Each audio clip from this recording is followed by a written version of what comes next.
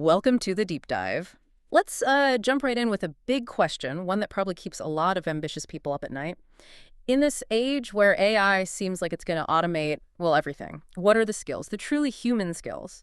Guarantee you'll still have a job. How do you future-proof your career? There's this real fear, isn't there? Like, will this super specialized thing I just spent years learning be totally useless in 5 years? The speed of change, especially in tech and information systems, it's just wow. It really is relentless. But, the sources we've looked at actually offer a pretty good way to handle that anxiety. Our goal today, really, is to cut through all that noise. We've been digging into sources, everything from labor market forecasts, academic studies on how people learn and think, and we're identifying those really solid transferable skills you need in this super digital job market. It's not just about learning the next coding language. It's bigger, more strategic. Right, so we're trying to boil it down. What are the key things? The skills that AI can't replace, that big mindset change you need to go from being a student to like an industry leader, and crucially, the actual career value with real numbers, right, of getting that advanced expertise in fields like IS that are just booming. Exactly. We're trying to turn all this complex info into sort of a clear roadmap for your career path. Yeah. And hey, if you're trying to figure this stuff out or you just want to keep getting this kind of high-value knowledge synthesized for you, well, you should definitely subscribe. Honestly, that continuous stream of focused insight, that might be the best future-proofing tool there is. Okay, so let's unpack this idea that really stood out from our sources. Yeah. This mandatory shift. You can't just focus on being technically brilliant anymore. You need what the industry is calling hybrid competence. For years, maybe you could get by being that siloed expert, The genius coder over there, the amazing database admin over here. That time, it seems like it's over. It really is. The person who's most valuable now, that's the hybrid professional. The one who can easily blend deep technical know-how, the hard skills, with those crucial human traits, the soft skills. They can adapt because their value isn't just tied to one specific piece of software that might disappear tomorrow. And this all starts with something called digital literacy. Okay, digital literacy. That sounds like knowing how to use Word and Excel, but I'm guessing it's more than that now. Oh, way more. It's the basic ability not just to use technology, but to really get the context, understand the risks, the potential, and to think ahead in an industry that changes constantly. And crucially, digital literacy really needs this integrated growth mindset. You have to build up resilience, really embrace the idea that you'll be learning your entire career. If you think your skills are fixed, well, technology is going to leave you in the dust. Agility, that's the real currency for tech pros today. Okay. If agility is the currency, what about the assets that always hold value? These forever skills. Our sources, like digging into reports from places like Forbes, they kept pointing to these universal abilities, the ones that kind of protect you against any new challenge, no matter how disruptive it seems. Yeah, these fundamentals, they're rock solid. And they start with, maybe it sounds obvious, problem solving and decision making. It seems simple, but here's the really interesting part from the sources. Future-proofing isn't really about guessing perfectly whether Python or R is going to be the big thing in 5 years. It's about having such strong critical thinking skills, such solid fundamentals that you can tackle totally new problems you couldn't even imagine today. Okay, but hold on. One source, maybe more, said communication is the most important skill, really. In a world with AI writing code, optimizing things, isn't pure tech skill, like knowing machine learning inside out, objectively more valuable than, say, emotional intelligence? That's a totally fair question. Yeah. But honestly, the sources push back on that idea pretty hard. Think about it. AI can crunch the data, do the calculations, even optimize things. But where do humans still dominate? It's in framing the right question in the first place. It's navigating the ethical gray areas, and maybe most importantly, figuring out how to integrate all these complex systems. So what kept coming up again and again is the single most important skill overall: communication and collaboration. Wow, that is actually surprising. Why does relying more on tech make human clarity more important? Because AI gives you the data dump, right? Yeah. But it doesn't build consensus. It doesn't drive organizational change. That takes people. You need folks who can take super complex data analysis and turn it into a story that makes sense to leaders who aren't tech experts. Yeah. You need to work across different tech teams, explain complicated algorithms clearly, and, build trust. That's essential if you're going to implement some major system change. Good communication isn't just nice, it's what makes things happen. And it's why good communicators often get tagged as future leaders. And behind that collaboration piece, you mentioned emotional intelligence, EI. That makes sense for, like, navigating remote teams, managing expectations, dealing with the stress of big digital projects? Exactly. So those three, problem solving, communication, and EI, they form this kind of unbreakable human core. Okay, so we have these core hybrid skills. Now, how do they connect to what every company actually wants? Getting stuff done efficiently and accurately. Right. Employers want people who can, get stuff done right, especially when the systems behind everything are getting more and more complex. Our sources actually break this down into 5 key parts for reliable execution in, like a modern IS setting. Okay, lay that framework out, because this feels like where the soft skills talk actually translates into, day-to-day success at work. So the framework kicks off with gaining clarity. And this isn't just about getting instructions. It's about deeply understanding the what, the why, and even the sort of belief level, making sure everyone agrees on what success looks like and what the risks are. Any ambiguity in project scope, especially with things like data pipelines or cloud setup, that leads straight to blown budgets and systems failing. Okay, clarity first. Got it. What's step 2? Second is creative thinking. This is about not just falling into routines. You can't just blindly do the same thing that didn't work last quarter. It means creatively looking at different solutions, maybe pulling ideas from different tech areas to fix a new kind of problem. Then third is collaboration.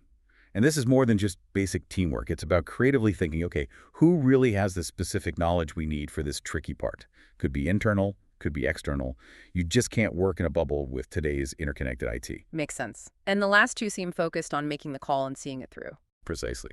Fourth is critical thinking. That's the robust, defensible analysis of options you need before making big decisions about which technology to implement.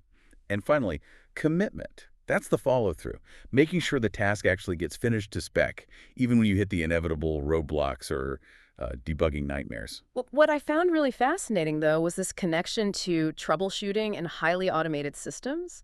I was genuinely surprised the sources mentioned needing, manual work, sometimes even pencil and paper, to figure out why automation failed. Can you explain that? It seems so counterintuitive. Yeah, it's a huge insight, actually, into a gap in how we often train people now. Even in fields with tons of automation, new grads often don't have that deep, back-end, foundational understanding. They don't know why the system works the way it does, so they can't figure out how to fix it when something weird happens when the automation breaks down. They're great at running the program, but maybe not at engineering the process behind it. So, if an automated business process breaks because of some issue in the underlying cloud governance setup, the new person might only know the user interface, not the actual mechanics of it all. Exactly that. They know the dashboard, not the engine room. And that's why some companies are deliberately engineering space for manual work during onboarding. They literally have new hires sketch out the business process, the data flow, the system connections, sometimes on paper, just to teach those underlying fundamentals. Because if you can't debug the business logic, you can't really future-proof the system. That foundational grasp of how IS fits into the actual business operations, that's irreplaceable. Okay, that whole discussion about foundational understanding, it's actually the perfect lead-in to the next big thing. The mindset shift you absolutely need when you go for advanced study, like grad school. The sources really emphasize this massive cognitive change. You have to move from being just a knowledge consumer to becoming an empowered knowledge producer, a creator, really. It's a total change in how you see things, yeah. Through most of undergrad, your main job is consuming knowledge, right? Memorizing stuff, understanding concepts, proving you get the what. Graduate school flips that. It's all about asking why and how. You're expected to analyze, synthesize information, apply it, and actually contribute original ideas. Research might have been a small part of one class before, but now it's central. You have to critically pick apart the latest industry papers, propose your own innovative solutions, and be ready to defend them. Right, it's about taking real ownership and moving towards solving specialized problems. But let's be real about information systems programs. They attract people from all sorts of backgrounds, right? You might get a classics major who's amazing at analysis, or a history major great at critical thinking sitting next to someone with a computer science degree. How does advanced education handle that diversity but still make sure everyone gets the tech grounding they need? That's actually where smart program design comes in. It's a feature, not a bug. The whole point of grad education is to take those diverse skills people already have and integrate them, lift them up to a specialized technical and managerial level. Programs like the Master of Science in Information Systems, MSIS for instance, the one at the Dr. Sampak College of Business at Tarleton State University, they're specifically built for that kind of interdisciplinary mix. So how do they do that? How do they get everyone on the same page initially? They build in a really solid foundational structure. Typically, all students, doesn't matter if they studied engineering or philosophy before, they often start with a core course, something conceptually like BCIS 5311, Managing Information Systems. And the point of a course like that isn't just, here's some software. It's about knitting together business strategy with the tech infrastructure. It makes sure everyone, whether they're coming from liberal arts or a deep tech background, gets that grounding in strategic management ideas and the key technologies needed to run a modern business system. It kind of creates a shared starting line before you dive deep into specializations. Okay, so you build that strong cross-disciplinary base first, then specialize in architecture, data science, security, whatever. Makes sense. But beyond what you learn, the sources also talked about how you learn is changing too. We should touch on co-creation and experiential learning. Yeah, the old model of just sitting passively in a lecture, that's becoming less and less relevant for advanced study. Co-creation is a really big trend. This means students are actively working with faculty, instructors, even people from industry, external partners. They're helping design parts of the curriculum, tackling real-world problems, maybe contributing to case studies. It's not just busy work, it's actually empowering. It shifts the student from just receiving information to being an active partner in their own learning. And that sounds like it fits perfectly with project-based learning, PJBL strategies. It seems like PJBL isn't just about one big project at the end, but more like a whole way of learning how to handle real-world messiness. Oh, absolutely. PJBL strategies are key for scaffolding that learning process. Students learn the whole cycle. How to take a really complex, maybe ambiguous problem like the kind you get in a big IT system migration, figure out the right questions to ask, and then build practical models or solutions. Yeah. And that co-creation part of PJBL. It massively boosts those communication skills we were talking about earlier. Students have to go get complex technical details from professors or industry folks, and then they have to write documentation or maybe build training modules that normal people can understand. It forces you to explain the why really clearly. And this brings us to the sort of mental approach behind it all, this maker mindset. It sounds like maker-centered learning is really about fostering a specific attitude towards tackling hard problems. That's exactly it. Maker-centered learning, which is really closely related to meta literacy, it's all about developing this specific maker mindset. It values feeling empowered, thinking critically, and being willing to try things, iterate, even fail sometimes. It moves people away from being kind of timid consumers of information towards being confident creators who feel okay tinkering, redesigning things, solving tough problems. And a huge part of that is failure positivity, seeing setbacks not as the end of the world, but as like valuable data for the next try. Which circles back to maybe the highest level skill of all, metacognition. Thinking about thinking. How does that jump from being an academic idea to something useful for, say, professional leadership? Metacognition is that self-reflection piece, and yeah, it's vital for a long career. Studies actually show that learning sticks much better when teachers build in chances for self-reflection, like structured journaling or doing a postmortem analysis after a project didn't go well. In the working world, this is exactly what good CIOs or IT directors do when a system crashes or they're managing a huge multi-million-dollar migration. Leaders use that reflective practice to understand not just what went wrong technically, but why their own decision-making process took them down a certain road. Being able to monitor and control your own learning and problem solving, that's absolutely critical for managing risk in a tech career that's always changing. Okay, navigating these huge shifts from consuming knowledge to creating it, or from being a student to a working professional that's not just an intellectual exercise. It takes a real emotional and cognitive toll. Our sources actually went into surprising detail about the mental health side of things in these high-pressure environments. Yeah, we absolutely have to talk about that. The research is pretty clear that chronic stress response you often find in demanding fields. It seriously messes with your executive functioning. We're talking about those high-level brain skills like working memory, thinking flexibly, self-control. That stress directly leads to something called cognitive inhibition. Basically, your brain struggles to filter out the noise and focus on what actually matters for the goal. Anxiety, fatigue, they aren't just feelings. They're actual physical roadblocks to thinking clearly. Wow. So, like, when a critical system goes down at 2 a.m. and that engineer is super stressed trying to fix it, the stress itself is making it physically harder for them to find that one crucial error message hidden in thousands of lines of logs. That is a perfect real-world example. Exactly. When your limbic system, your sort of survival brain, is freaking out, the prefrontal cortex, where complex problem-solving happens, gets kind of sidelined. And this is why we need to shift how we think about willpower. It's not just this limited resource that runs out that old idea of ego depletion. It's more useful to think about energy management as a core professional skill you can develop. The goal is to consciously learn how to shift yourself out of that anxious, brain-draining state into a calmer, more focused mindset where your cognitive performance is actually optimized. Right. And managing that energy strategically is where specific support systems become really important.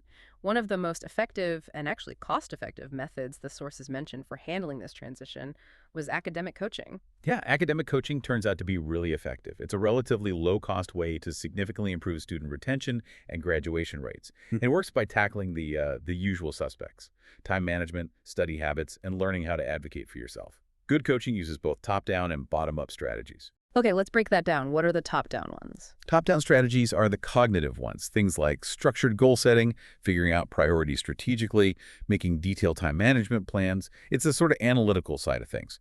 But just as important are the bottom-up strategies. These focus on basic wellness, building consistent routines around sleep, eating decently, getting some physical activity. These wellness habits are crucial because they directly fight that cycle of avoidance, putting things off that anxiety and fatigue tend to create. And there was one really practical coaching tip that stood out, especially for how it applies to prioritizing work tasks. Strategic time use based on value or weight. It sounds simple, but it's so key. Coaches teach you to prioritize strategically by matching your effort to the actual impact or weight of the task. So in school, maybe you have a calculus exam worth 25% of your grade and a psych paper worth 10%. You have to put more time into calculus, right? In a job context, this means an IS manager needs to pour more resources, more mental energy into that critical systems migration project than, say, a minor update to an internal policy doc. It helps you fight that urge to do the easy, maybe more enjoyable low-stakes stuff while putting off the big, stressful, high-stakes things. Okay, so that's personal strategy. But the transition into a career also really depends on external support specifically, building good professional networks and having access to safe spaces. Definitely. Graduate school is a massive network booster. Programs, especially ones located in big tech hubs like North Texas, for example, often have these really powerful alumni networks. The Dr. Sam Pack College of Business, again, is a good example. Their alumni are actively involved, mentoring current students, giving industry perspective, maybe even reviewing a student's complex data mining project or giving feedback on an enterprise architecture plan. That expanded network, it gives grads a serious advantage when they're competing for those leadership track jobs. And what about inside the workplace itself? We saw that statistic, something like over half of new grads going into these super digital workplaces feel like they need significant help with complex problem solving. They don't feel confident. And that's a huge challenge for companies because a lot of the basic entry-level tasks that used to teach those skills, they've been automated. So companies can't just rely on their standard digital onboarding anymore. Our sources really stress that organizations need to actively engineer safe spaces for these new grads. What does that mean?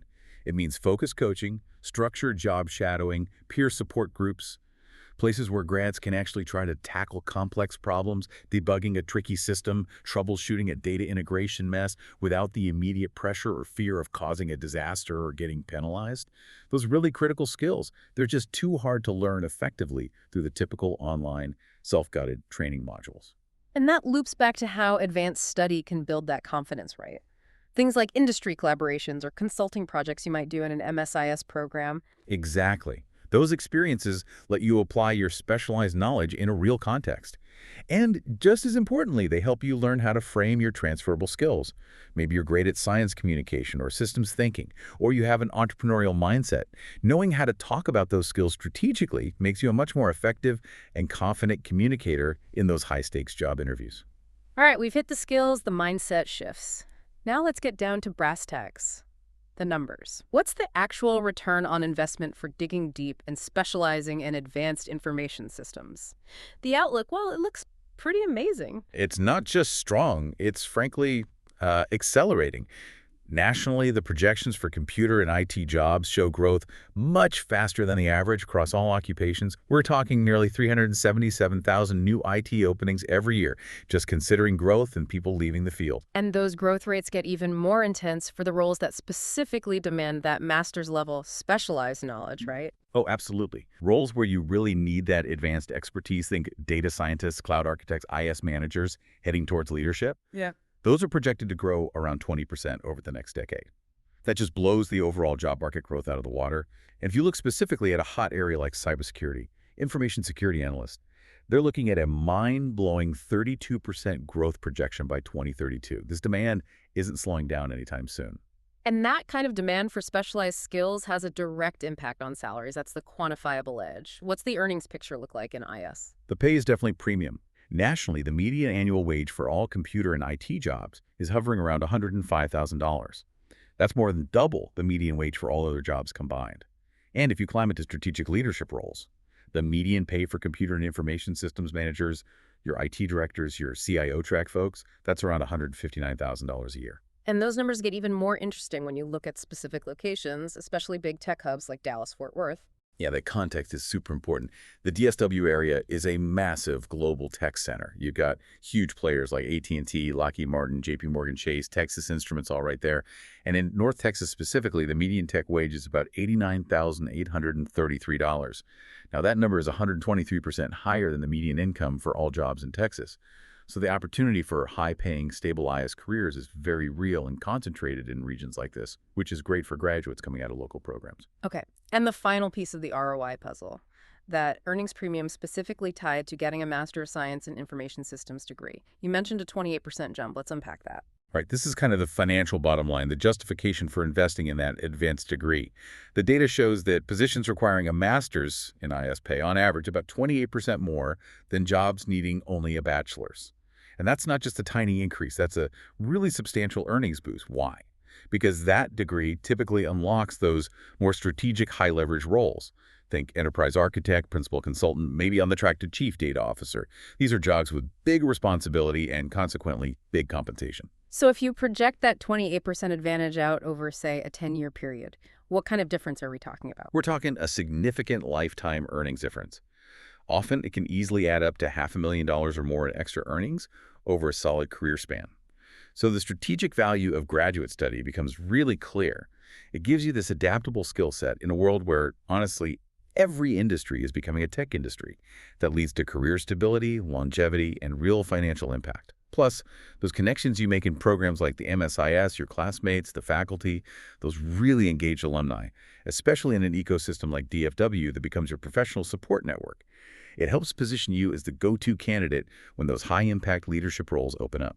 #tag outro. Wow. Okay, this has been a really important deep dive into how you can actually secure your career in this age of, well, relentless change and automation. We basically hit 3 huge strategic points. First, you absolutely need those hybrid forever skills with communication, collaboration, and critical thinking really leading the pack. Second, there's that fundamental shift in mindset you need for advanced study, moving from just consuming knowledge to actively creating it, using those metacognitive tools to keep improving. And third, the undeniable strategic career value of getting deep expertise in booming fields like information systems. Those growth numbers, that 28% earnings premium, that's compelling stuff. So here's the final thought we want to leave you with today. That truly future-proof career, you're not going to find it by just mastering one specific technology, because that tech will change or get automated or become obsolete. Instead, it's found in cultivating learning agility, your ability to quickly unlearn old stuff and pick up new knowledge, and in really honing your metacognition, your ability to think about how you think. These are the human-centered leadership skills that good advanced programs are really designed to build. So for those of you listening who are genuinely thinking about specializing, about positioning yourselves for those really high-impact, high-growth jobs, well, the logical next step is to explore options for advanced study. Yeah, a program like the Master of Science in Information Systems, for example, the one offered at the Dr. Sam Pack College of Business at Tarleton State University, represents a really solid investment, especially if you're ready for a program that mixes flexibility, hands-on learning, and seriously focused preparation for the future of work. Don't just watch the future of tech happen around you. Go out and build it.